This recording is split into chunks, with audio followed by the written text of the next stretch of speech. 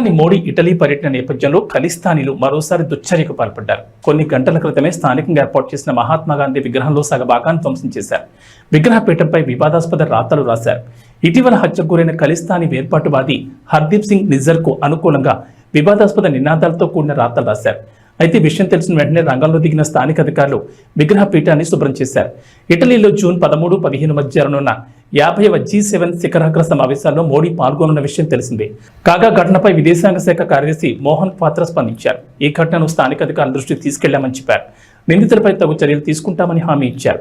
గత ఏడాది కెనడాలోని British Columbia ప్రావిన్స్లోని ఓ university క్యాంపస్లో కూడా ఖలిస్తానీ వాదులు ఇదే దుశ్చర్యకు పాల్పడ్డారు.